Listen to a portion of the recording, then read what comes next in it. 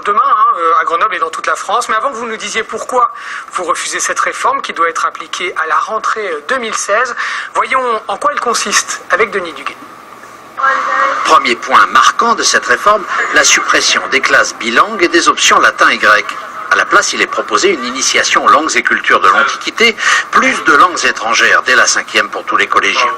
Mais ce qui fait surtout débat, ce sont l'autonomie accrue des établissements et les EPI, enseignements pratiques interdisciplinaires qui associent plusieurs matières au sein d'une même leçon, alors que jusqu'ici chaque matière relevait d'un professeur spécialisé. Les syndicats anti-réforme craignent que ces EPI grignotent les horaires de chaque discipline, voire même qu'ils introduisent de la concurrence entre professeurs et au final profitent surtout aux bons élèves. Enfin, côté autonomie, chaque établissement décidera de 20% de son emploi du temps pour du travail en petits groupes, de l'accompagnement personnalisé pour tous, ainsi que pour les fameux nouveaux enseignements pratiques interdisciplinaires. Mais là encore, pour certains syndicats comme le SNES, cette autonomie bénéficiera non pas aux enseignants, mais aux chefs d'établissement. Alors cette réforme est jugée impérative, selon la ministre de l'Éducation nationale, Najat Vallaud-Belkacem. En effet, les écarts entre les bons élèves et les moins bons se creusent au collège et l'origine sociale des élèves pèse sur l'avenir scolaire des Français, bien plus que dans les autres pays de l'OCDE. C'est ce que dit Najat Vallaud-Belkacem. Rebonjour, quel est votre point de vue à vous Eh bien, ce n'est pas en supprimant l'enseignement disciplinaire qui bénéficie à tous les élèves, notamment aux élèves qui ont des difficultés, qu'on va améliorer le système. Il y a une ligne de conduite de Madame le ministre et de l'ensemble du gouvernement, c'est qu'il faut trouver de l'argent pour le pacte de responsabilité, et les milliards qu'on va donner au MEDEF et aux séquelateurs, il faut le prendre quelque part, et on va le prendre sur les milliers de suppressions de postes qu'entraîne cette réforme au détriment des élèves.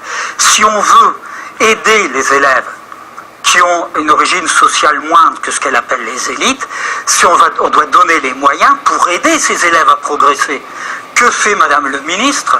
Madame le ministre supprime tout un certain nombre de dispositifs qui bénéficiaient à peu près 20% des élèves de collège. Vous parlez des classes bilangues, par exemple? Des classes bilangues, entre autres, mais en tout, ça concerne à peu près 17%, je ne voudrais pas qu'on m'accuse de trafiquer les chiffres. Donc, on supprime cela. Et en quoi ça peut servir? C'est l'égalité vers le bas, c'est-à-dire des dispositifs. Comment est-ce qu'on peut dire égalité vers le bas quand, effectivement, on supprime les classes bilangues, mais on introduit de langue vivante dès la 5e pour tous les élèves? C'est pas nivelé vers le bas. Ah oui, mais ça, c'est ce qu'on vous dit. Mais quand on regarde ce qui est écrit, ça, ce sont les effets d'annonce. Quand je regarde, moi, ce qui est écrit dans le projet, c'est qu'on entraîne, effectivement, dès la 5e, mais en diminuant les horaires d'une demi-heure. Or, tout prof, quelles que soient ses opinions politiques, philosophiques, religieuses, de langue, peut vous dire qu'en dessous de 3 heures, c'est du cinéma. Ça peut être une introduction aux langues. C'est une introduction aux langues, c'est plus un enseignement.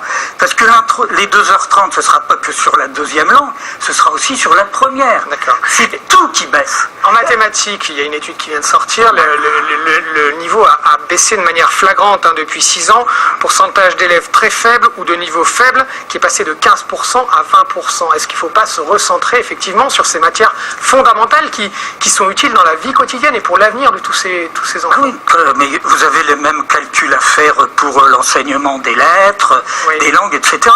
C'est pas parce que j'ai supprimé de l'anglais et de l'allemand, des langues anciennes, que j'en ajoute aux mathématiques. C'est faux, c'est même pas ça qui se passe. Si on diminue tout, c'est-à-dire que les 20% d'interdisciplinarité qu'on nous présente dans des reportages télé, on arrive à peu près à l'heure qu'on veut, on prend son petit déjeuner, tout ça, c'est pris sur l'enseignement disciplinaire, c'est-à-dire on enlève à l'enseignement disciplinaire, c'est pas en plus. D'accord. Si c'était en plus, je crois pas qu'on se plaindrait. Ce que veulent les enseignants qui se battent tous les jours pour faire progresser leur vie, c'est le rétablissement des dédoublements.